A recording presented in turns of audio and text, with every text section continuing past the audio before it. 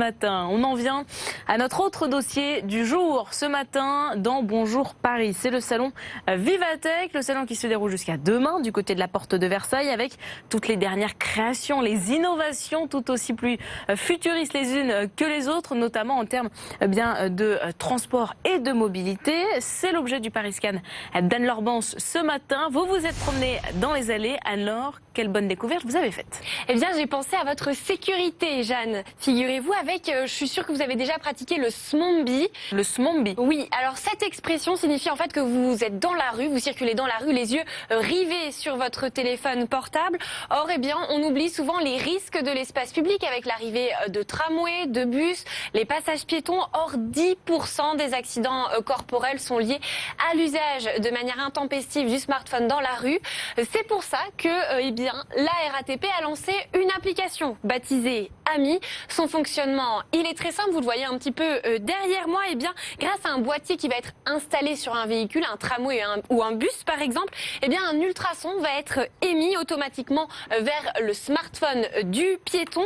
L'application Ami va déclencher sur le smartphone un klaxon, c'est le son du tramway, vous savez, ce qui va permettre d'alerter le piéton et de lui faire relever la tête pour éviter le danger. Cette application, elle va être en test d'ici 2 semaines sur le tramway T7.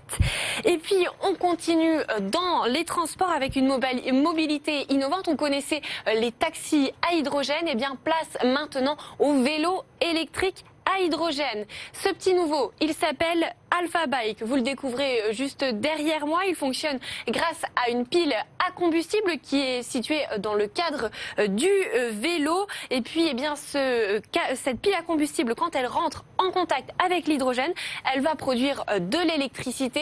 Ce vélo, il a de nombreux atouts. On peut faire plusieurs fois le tour du périphérique parce qu'il a une autonomie de 150 km. Je vous déconseille quand même de l'utiliser sur le périph'.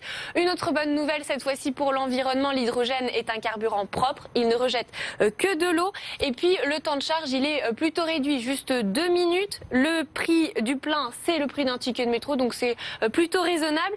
Ce vélo, on va le voir arriver dans les espaces publics en 2021, mais il va falloir débourser une certaine somme, 3 500 € tout de même. Et je vous pose désormais cette célèbre question, quel est le prix d'un ticket de métro? C'est dur, hein? 1,40 €. 1,50 €, donc j'ai vu un peu à la hausse. Oui, bon, ça devrait augmenter dans les mois et les années à venir, à n'en pas douter. Allez, on a parlé mobilité, il y a aussi des arbres un peu particuliers qui vont bientôt fleurir sur nos trottoirs. Effectivement, en arrivant au salon, je suis tombée sur cet arbre très connecté qui ressemble à un acacia. Il est baptisé ITRI. Il mesure 4,5 mètres de haut et grâce à ses 7 panneaux solaires, eh bien, il fournit de l'énergie mais aussi une foule d'autres services. Il fait office de réverbère la nuit, on peut recharger son portable, son vélo, c'est une borne Wi-Fi, on peut même boire de l'eau parce qu'il synthétise l'air et il y aura une petite fontaine installée là pour se rafraîchir. Cet arbre, eh bien, le prochain qu'on va voir dans les rues de Paris, c'est dans le 9e arrondissement, histoire de végétaliser un peu la capitale ou de la rendre encore plus connectée, c'est selon les points de vue. Voilà, et alors mea culpa, le ticket de métro coûte 1,90 €.